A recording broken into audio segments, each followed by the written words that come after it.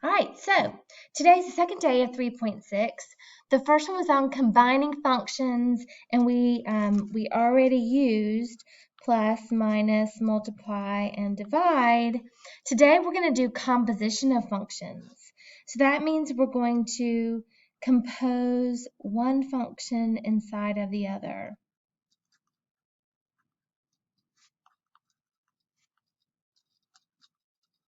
And you've been doing this already. We just didn't label it like this, and we didn't use the notation that we're going to learn today. So we have new notation and an actual name for process that you've used before. So let's take a look at a very basic example of what it means to compose into a function. So let's start with f of x is going to be something basic. Let's say f of x is 2x minus 1 and g of x equals x squared. So we have two functions, f of x and g of x.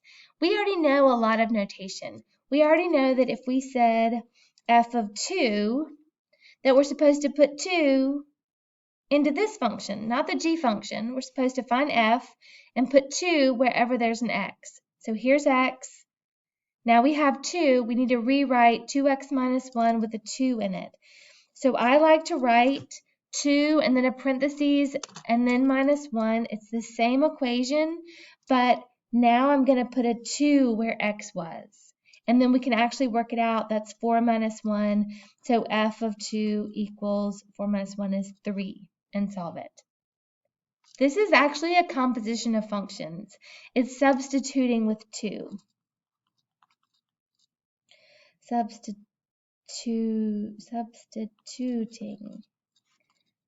with 2. What's new about what we're going to do today is that we're going to compose one function into another. Instead of simply plugging in one number, we're going to plug in an entire function. And it looks like this. So if we said f of g of x, instead of putting a 2 into f, we're going to put the entire function g. And we do it the exact same way. So we're still going to say that the f function is 2 parentheses minus 1, the same exact way I did before, but instead of putting simply 2 here, I put the entire function g of x. So I go find g of x, there it is, I write in x squared, and now I have a new function. It's got one function composed into another. So you always work these inside out, doing the inside first, and so you write out this function and plug this inside, just like I did plugging in x squared.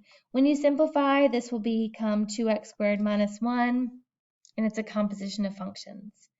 So you could do that in any sort of way. You could say, well, what is g of f of x? That means now we're finding f of x, and it's what we're putting into the g function. So now we need to find g and write it out. It's something squared. What we compose into it, what we put in the blank here, it used to be g of x, but we're putting the whole function f of x there. So we go find f of x, it's 2x minus 1, and now we could leave it like that.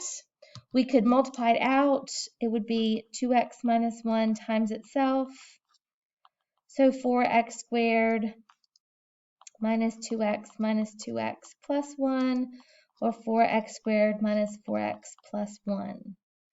But this is the composition, or this is the composition.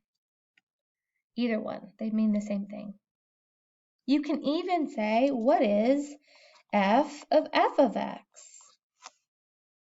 That just simply means that I'm going to compose the f of x function into itself.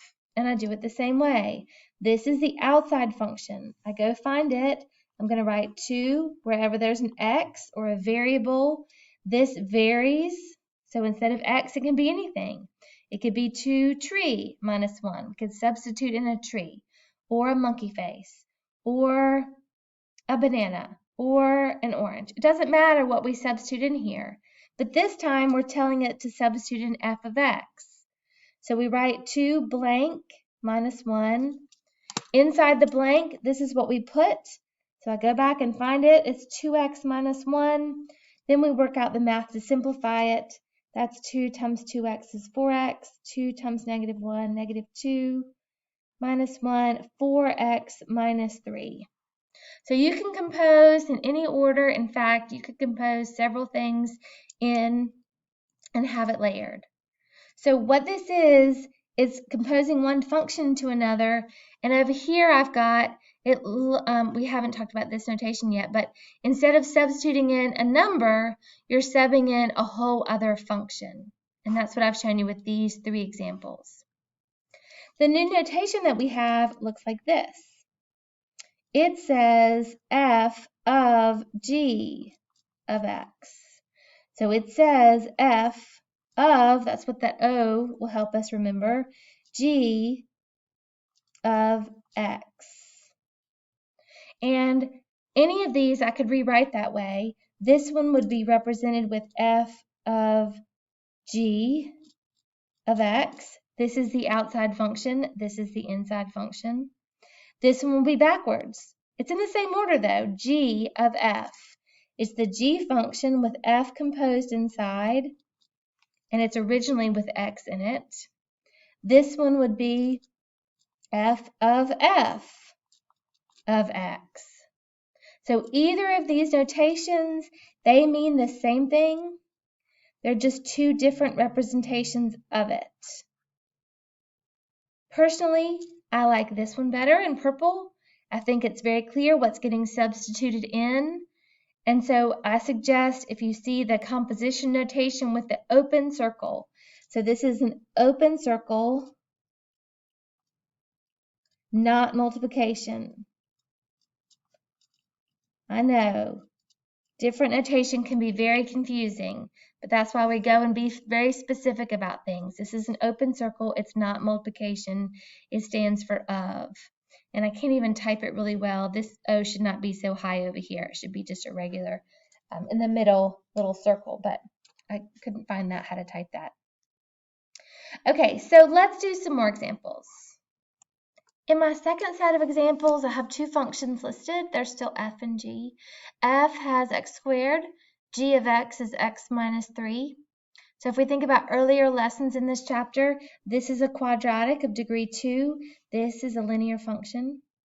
This has a parabola shape. This is a straight line. So this new notation says f of g of 6. It means we're going to compose one function inside the other and have a value. So I'm going to use the notation that I like better, which is f, substitute in g of 6. So it goes in the same order. This is g of 6 first. This happens first. And then you plug that into f. So let's find out what g of 6 is. G of 6 is 6 minus 3 or 3. So I've evaluated g of 6, it's 3, and now I can evaluate f of 3. So g of 6, I replaced it with 3, and now I take 3, put it into the f function, so that's going to be something squared, it's 3 squared, and that's 9. So this evaluates to be 9. Sometimes you just have it as a whole function. So there's no number at the end of this. It's going to be in terms of x. So same notation, f of g of x sounds the same either way I write it. And so I'm going to find g of x first, and I'm going to put it inside of here. You might like to do this vertically. That would be f of, and instead of g of x, I write what g of x is equal to, x minus 3. Now I'm going to write the f function, which is x squared. And instead of writing x, I'm going to put in x minus 3 on the inside. I can be done here, or I can multiply it out, x squared minus 6x plus 9. Either one is good. Either one is perfectly fine. The third one, g of f of x. So g and f of x is on the inside. That means I'm going to take f of x and put it inside g. So f of x here. If I do it vertically, that means I'm going to do the inside first. F of x, I'm going to replace with x squared. So f of x went to x squared. Now I go to the g function, g, and I put in x squared. So that's going to be the g function, something minus 3, and I'm going to substitute in x squared. And I'm done. That's all there is to do there. For d, g of f of 6 means I'm going to find f of 6 first. So I'm going to go look at f. I'm going to plug in 6. F of 6 is 6 squared, or 36. Now I take g. Here's g, and I put in 36. That's 36 minus 3 equals 33. So composition is substitution with a little bit extra. And you've been doing substitution for a long time. Now we're substituting in a whole function. The same thing works for a graph, and we saw some of those. So let me write down a graph so we can talk about it a little bit more. Okay, for 32, a picture is given, not functions to plug into. I'm asked to find f of g of 3. And I've written it in both notations. They mean the same thing. Take a second and draw these graphs out so you can follow along with me. So what I have points here at -1, 2, 0, 1, 1, 2. And then I have points on G that are 2, -2, 3, -1, 4, 0. You can graph out your functions to look like mine.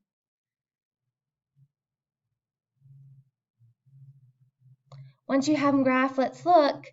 First, we have to evaluate the inside. So we need to find g of 3. So we go to the one labeled g. We find 3. So we're at 1, 2, 3. The evaluation of it is -1. At g of 3, we have -1. So g of 3 gave us -1. I'm working inside out. Once I know I'm looking for a -1, now I apply it to the f function. I go to -1, that's here. At -1 on the f function, I go up to 2, and the answer is 2. So this is like a puzzle in crazy directions, and you've got to figure out how to work the math with those directions. And these directions say, find g of 3. Here it is, -1. Now apply -1 as the x value to f. So we go to -1 and we go up to 2, and that's our final answer. So these are kind of like puzzles. They're actually kind of fun, but you do need to understand how to work the puzzle. So you've got problems like both of these in your homework. Give them a shot. If you need to talk about domain, remember our 3 rules. 1, the denominator cannot equal 0. So any x value that makes 0 in the denominator, you would exclude those x values. Number 2, square roots or even roots cannot be negative. So no negatives in even roots. You can have the square root of 0 is okay, and the square root of positive number is okay. And number 3, you cannot have the square root of a negative number, and so this is not allowed. And you cannot have the square root of 0 in the bottom. So this is rule number 1, but applied to a square root, and this is rule number 2, where you can't have negatives, and also applied to rule number 1, where you have negative in the denominator. This is 0 in the denominator. Okay, so domain rules. Make sure that you're very clear about those 3 rules. All right, so give these problems a shot. Let me know what questions we have, and I'll see you for next lesson.